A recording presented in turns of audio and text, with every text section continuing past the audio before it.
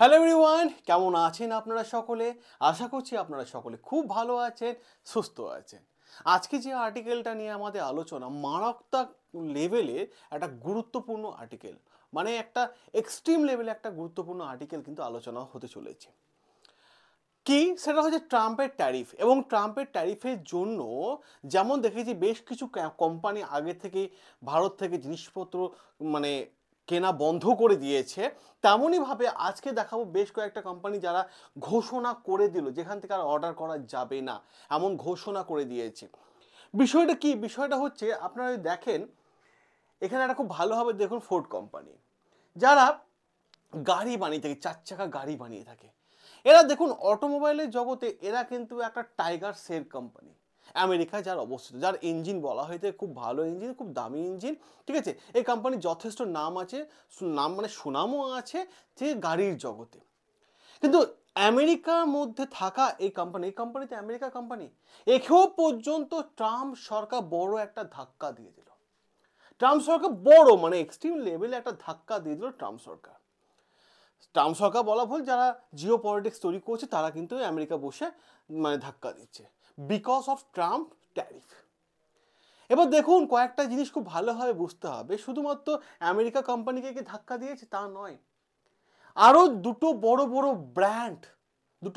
Brand, যে ব্র্যান্ডের সাথে বিশ্বের সমস্ত মানুষ পরিচিত, সেই ব্র্যান্ডে জিনিসপত্র কিন্তু দৈনন্দিন জীবনে প্রত্যেকেই কিন্তু ব্যবহার করে থাকে, সেই দুটো ব্র্যান্ডের ওপরও কিন্তু নিষেধাজ্ঞা চলে আসলো। দেখুন সবার প্রথমে যে জায়গাটা নিয়ে আমরা আলোচনা করব, ঠিক আছে, নাইকি অ্যাডিডাসের মতো কোম্পানিকে একটা বড় লসের মুখ দিয়ে যাচ্ছে। দেখুন প্রথমে আমরা আলোচনা করি নাইকি কোম্পানিকে নিয়ে। দেখুন নাইকি কোম্পানি এরা স্পোর্টসের জগতে কিন্তু যথেষ্ট সুনাম অর্জন করেছে। বিশেষ করে এদের শু স্পোর্টস শু কিন্তু খুব বিখ্যাত, টি শার্ট খুব বিখ্যাত, স্পোর্টসের যত ড্রেস সব জন্য খুব বিখ্যাত। বিশ্বে সব থেকে বলা হয়ে থাকে যে বিখ্যাত ব্র্যান্ড সেটা হচ্ছে নাইকি, সব থেকে বড় বিখ্যাত ব্র্যান্ড। কিন্তু এই ট্রাম্পের এইরকম সমস্যার জন্য, সমস্যা বলতে গেলে ট্যারিফ সংক্রান্ত সমস্যার জন্য এই ব্র্যান্ডটাকেও কিন্তু সমস্যার মধ্যে পড়তে হয়েছে। দেখুন ট্রাম্প তো প্রত্যেকটা দেশে ট্যারিফ লাগিয়েছে, কিন্তু বিশেষ কিছু কোম্পানির ওপর ট্যারিফও লাগিয়েছে এবং ফাইনও লাগিয়েছে। আর এই নাইকির ওপর ট্রাম্প কিন্তু বেশি লাগায়নি, 5 to 10% ট্যারিফ লাগিয়ে দিয়েছে।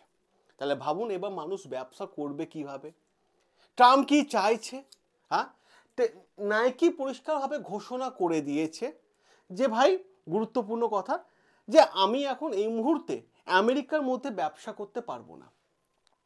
কারণটা কি? কারণ তোমাদের সরকার মারাত্মক লেভেলে ট্যারিফ লাগিয়েছে, এক কান্ট্রির ওপর, দুই আমার প্রোডাকশনের ওপর, তাই আমি এখন এই মুহূর্তে কিন্তু ব্যবসা করতে পারবো না। আর এই বিষয়টা নিয়ে ট্রাম্প কিন্তু, আর যখন ট্রাম্পের কানে গেল যে নাইকি ব্যবসা করতে চাইছে না এরকম বলে দিয়েছে আমাদের এগেনস্টে, নাইকিকে সঙ্গে সঙ্গে ব্যান করা পরিকল্পনা শুরু হয়ে যায় ওয়াশিংটন ডিসিতে। যে নাইকি এই ধরনের কথাবার্তা কেন বললো? নাইকির সাথে একটাও কথা বলে যে দেখুন আমি তো ব্যবসা করতে চাই, তোমাদের যে সরকার, ট্রাম্প সরকার আছে, সে যা খুশি তাই নয় ট্যারিফ লাগিয়ে দিচ্ছে। তাহলে এই মানে আমরা যেহেতু আমেরিকার মধ্যে মালপত্র বিক্রি করব, তাহলে কি নিজে ঘর থেকে পকেট থেকে টাকা দিয়ে বিক্রি করব? এটা তো কখনো কোনো কোম্পানি লসে যাবে না। আমি তো নিজে পকেট থেকে টাকা দিয়ে কিন্তু ব্যবসা তো করতে যাবো না আমেরিকাতে, কারণ এটা আমেরিকা কোম্পানি নয়। তো আমি কি করব? আমি তাহলে জিনিসপত্র, যে শ্যুটা তোমরা 2000 টাকায় কিনছিলে, মানে ইন্ডিয়ান রুপিতে 2000 টাকায় কিনছিলে, সেই শ্যুটা এবার থেকে তোমাকে 3000 বা 4000 টাকার ওপর কিনতে হবে। এ আমাদের ওপরই কিন্তু 5 to 7% কিন্তু কিন্তু ট্যারিফ লাগিয়ে দিয়েছে, যার ফলে আমাদের 1 বিলিয়নের ওপর লস কিন্তু হয়ে যাবে যদি আমরা ঠিকমতো ব্যবসা আমেরিকার মধ্যে না করি। কারণ এই যে নাইকি কোম্পানিকে ডোনাল্ড ট্রাম্পের প্রতিনিধিরা জানিয়েছে যে আপনি অন্য কোথাও ব্যবসা করার দরকার নেই, আপনি আমেরিকাতে আসুন, এখানে কারখানা বানান। তো নাইকির তরফ থেকে জানানো হয়েছে যে আমাদের তো সময় লাগবে, সব কিছু তো রাতারাতি তৈরি হয় না, ম্যানুফ্যাকচারিং যদি আমি আমেরিকায় করতে চাই তার জন্য তো সেট লাগবে, সেটার জন্য তো 5 থেকে 7 বছর টাইম লাগবে। তাহলে আপনি এখন থেকে আমার উপর ট্যারিফটা সরিয়ে নিন, আমার উপর ট্যারিফটা সরিয়ে নিন। এবং আপনি ট্যারিফ লাগাচ্ছেন কোথায়? চায়নার ওপর, ইন্ডিয়ার ওপর, যেখান থেকে আমার কাঁচা মাল আসে। নাইকি কি করে দেখুন, প্রত্যেকটা কোম্পানি বিভিন্ন জায়গা থেকে কিন্তু কাঁচা মাল নিয়ে থাকে, ঠিক আছে? নাইকিও তেমন পরিষ্কার বলেছে, আপনি চায়নার ওপর ট্যারিফ লাগিয়েছেন 30%, ভারতের ওপর লাগিয়েছেন 50%, তো ওখান থেকে তো আমার কাঁচা মাল তৈরি হয়ে আসে। তাহলে ওখানে যদি আপনি এত হাই ট্যারিফ লাগিয়ে দেন, তাহলে আমি কমপ্লিট রেডি করে আপনার শহরে, আপনার দেশে বিক্রি করতে, যে প্রোডাক্ট আমি 2000 টাকায় বিক্রি করতাম, সেই প্রোডাক্টটা আমাকে 4 থেকে 5000 টাকায় এখন বিক্রি করতে হবে। নাইকি পরিষ্কারভাবে জবাব দিয়ে দিয়েছে কিন্তু ডোনাল্ড ট্রাম্পকে। আচ্ছা, যখন নাইকি জবাব দিয়ে দিল, তারপরে কিন্তু মুখ খোলা শুরু করলো কে? তারপরে মুখ খোলা শুরু করলো, আমরা যদি দেখি খুব ভালো হবে, সেটা হচ্ছে আচ্ছা অ্যাডিডাস, ঠিক আছে? অ্যাডিডাস কোম্পানি কিন্তু মুখ খোলা শুরু করে দিল। অ্যাডিডাস কোম্পানি কি বলছে যে ভাই তুমি আমাকে তো ফোর্ড, তোমার দেশের মধ্যে যেটা বড় কোম্পানি, অটোমোবাইলে যে বড় কোম্পানি, তার উপর তো একটা বিশাল পরিমাণে ট্যাক্স লাগিয়েছো, ঠিক আছে? তো আমার ওপরে কি তুমি ট্যাক্স লাগাচ্ছ? তুমি আমাকেও তো ধাক্কা দিয়ে দিয়েছো, 218 বিলিয়নের ধাক্কা দিয়ে দিয়েছে অ্যাডিডাসকে, এবং অ্যাডিডাসকে একটা পেনাল্টি পর্যন্ত লাগিয়ে দিয়েছে। তার কারণটা কি? অ্যাডিডাস এইটাই বলে যে হ্যাঁ, আমার আমেরিকার মধ্যে ব্যবসা করা কোনো মানে ইচ্ছে না, এটা বলেনি, বাট ইচ্ছে আছে, বাট আমি করবো না এটা নয়। কিন্তু যদি এই সমস্ত ডোনাল্ড ট্রাম্প যে সমস্ত দেশের ওপর ট্যারিফ লাগিয়েছে, সেই সমস্ত দেশ থেকে আমাদের মানে কাঁচা মাল আসে, সেইগুলো কিন্তু আমাদের অনেক হাই রেটে কিনতে হবে, তারপরে আমি তোমাদের দেশে ব্যবসা করতে পারবো। কারণ এ তো জার্মান কোম্পানি, এইটাই কিন্তু পরিষ্কার বলছে যে ডোনাল্ড ট্রাম্প এটা নয় যে শুধু দেশগুলোর উপর ট্যারিফ লাগিয়েছে, তার দেশের মধ্যে যে সমস্ত কোম্পানিগুলো আছে তার উপর, কারোর উপর, অ্যাডিডাসের ওপর যেমন 218 মিলিয়ন ট্যারিফ পেনাল্টি লাগিয়েছে, সেরকম অ্যাডিডাসের ওপর 5 to 7% ট্যারিফও লাগিয়ে দিয়েছে, মানে যা খুশি তাই। এবং অ্যাডিডাস কোম্পানি যে সিও তিনি বিজন গোল্ডেন, ইনি একটা কথা বলেছে, ভাই ট্রাম্পের অ্যাক্টিভিটি কিন্তু আমি বুঝতে পারছি না, আমি এখন আমেরিকার মধ্যে ব্যবসা করবো কিনা আমি ভাবছি, কারণ ট্রাম্পের অ্যাক্টিভিটি আমার বোঝা যাচ্ছে না। 218 মিলিয়নের ওপর আমার ওপর পেনাল্টি লাগিয়েছে ব্যবসা যদি না করি, ঠিক আছে? আর অপর দিক থেকে ট্রাম্প কি করছে? ভোলারাইটি এবং আনসার্টেনিটি। ভোলারাইটি মানে কি? মানে হচ্ছে ট্রাম্পের কথাবার্তা কোনো ভরসা পাওয়া যাচ্ছে না, কারণ ট্রাম্প যখনই বলছে এই দেশের উপর ট্যারিফ লাগালাম, হু হু করে কিন্তু সেই দেশ থেকে মানে মানে জিনিসপত্রের দাম কমে যাচ্ছে, কারণ বিক্রি হচ্ছে না। অপর দিক থেকে কোনো দেশের দাম বেড়ে যাচ্ছে, আমরা সেই দেশ থেকে কিনতে পারছি না। মানে ট্রাম্পের কথাতে মাঝে মধ্যে গ্রাফ আপ অ্যান্ড ডাউন করছে। আর অপর দিক থেকে আনসার্টেনিটি, ভাই ট্রাম্প কখন কি বলছে সেটাই বুঝতে পারছি না, কারণ একটার পর একটা টুইট ট্রাম্প কিন্তু করেই যাচ্ছে। ট্রাম্পের এই দুটো অ্যাক্টিভিটি কথা বলেছে, দুটো অ্যাক্টিভিটি কিন্তু পরিষ্কারভাবে বোঝা যাচ্ছে না। যেমন ধরুন অ্যামাজন যেমন ভারতবর্ষে পরিষ্কার জানিয়ে দিচ্ছে, ভাই আমরা এই মুহূর্তে মানে পুরো অর্ডার ক্যান্সেল করেনি, জানিয়েছে যে এই মুহূর্তে আমরা তোমাদের দেশের সাথে আমরা কোনো প্রকার ব্যবসা করতে পারবো না। তার কারণ কি? তার কারণ হচ্ছে বিকজ অফ ট্রাম্পের ট্যারিফের জন্য।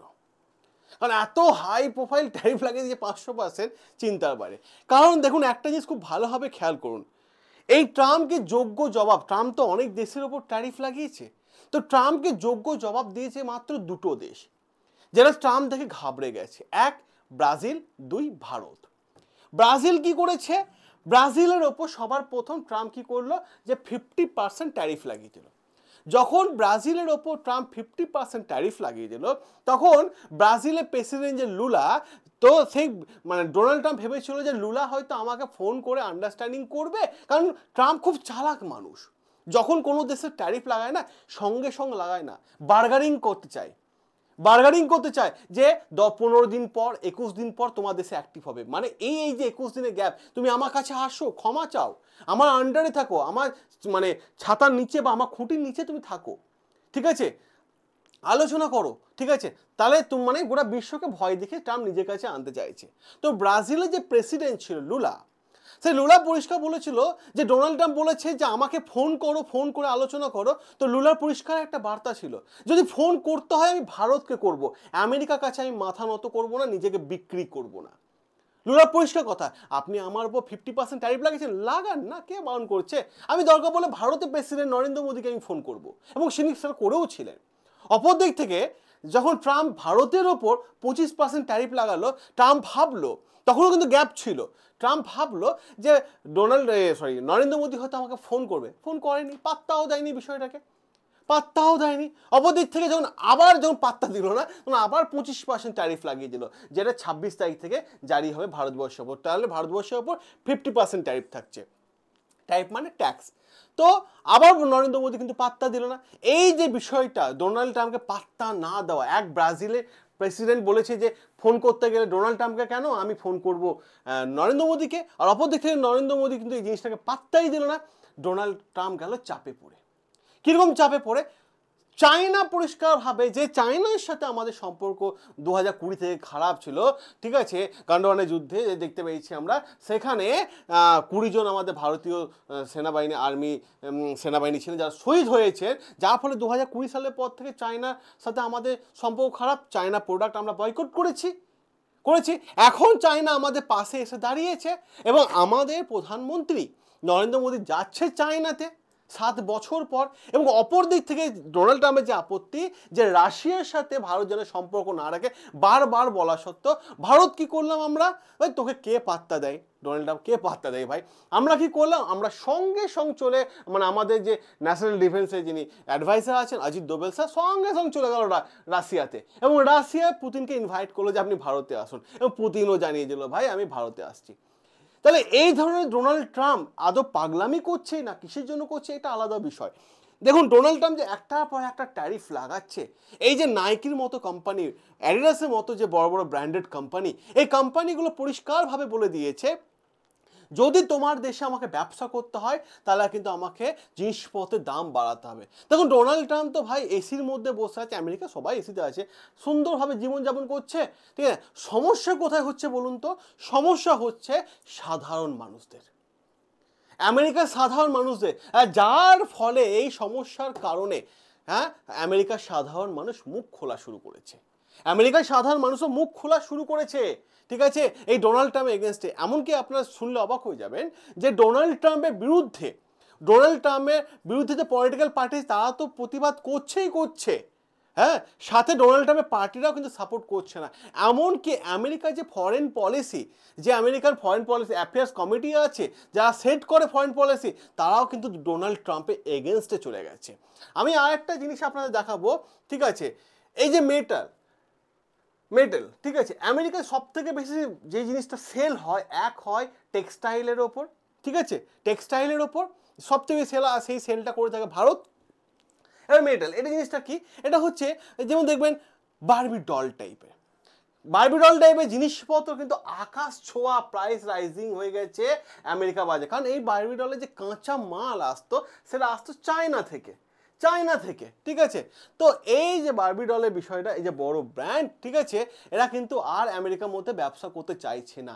অনেক কোম্পানি আমেরিকার মধ্যে ব্যবসা করতে চাইছে না, বিকজ ট্রাম্প ট্যারিফ, ঠিক আছে, ট্রাম্পের ট্যারিফের জন্য। এবার প্রশ্ন হচ্ছে, তাহলে প্রত্যেকটা জিনিসেরই দাম বাড়ছে। এমনকি আমি আপনাদের দেখাই যে রিটেলাররাও কিন্তু বিক্রি করতে ভয় পাচ্ছে। ভারতবর্ষে একজন বিখ্যাত বিজনেসম্যান কুণাল গুপ্তা, ঠিক আছে, ইনি পরিষ্কার বলে দিচ্ছেন যে আমি আমেরিকাতে আমার ব্র্যান্ডের গাড়ি, বাইক, আমি বছরে 15 কোটি, ঠিক আছে, 15 কোটি বাইক এক্সপোর্ট করতাম, সেটা এখন 1000 কোটিতে এসে দাঁড়িয়েছে। লস। কিন্তু কি বলছে? But we stand with Narendra Modi, আমরা সবাই নরেন্দ্র মোদীর সাথে আছি। এই হচ্ছে পুরো আর্টিকেলটা, যেখানে আমরা দেখতে পাচ্ছি যে অর্থ ব্যবস্থা টোটালটাই ভেঙে পড়েছে। কারণ ডলার, ওরা চাইছে G7, দুটো লড়াইটা দুটো জায়গা না, G7 আর ব্রিক্স, ঠিক আছে, G7 এন্ড ব্রিক্স, এই যে গ্রুপ আছে, এই গ্রুপের মধ্যে ভারত আছে, ঠিক আছে। G7 এ ডলার কিন্তু কমে যাচ্ছে, ডাউন, আর ব্রিক্সে কিন্তু ভ্যালু, কিন্তু ইনকাম ভালো করছে, ওপর দিক থেকে উঠছে। ডলার ওরা পড়তে দেবে না, ঠিক আছে। তো ভাই ডেভেলপ করছে ব্রিক্স কান্ট্রি। এখন তো নতুন একটা গ্রুপ তৈরি হওয়ার সম্ভাবনা দেখা যাচ্ছে, ইন্ডিয়া, রাশিয়া, চায়না, এই গ্রুপ যদি হয়ে যায় আমেরিকা পশ্চিমী দেশগুলো এমনিই ভয় পাবে। ঠিক আছে, তা পুরো আর্টিকেলটা হচ্ছে এই বিষয়টা। যদি আপনার ভালো লেগে থাকে অতি অবশ্যই চ্যানেলটা সাবস্ক্রাইব করে নেবেন, আর আপনার মতামত কমেন্ট বক্সে কমেন্ট করে জানাবেন। সকলে ভালো থাকবেন, সুস্থ থাকবেন, দেখা হবে আপনাদের সাথে রেগুলার লাইভ ক্লাসে।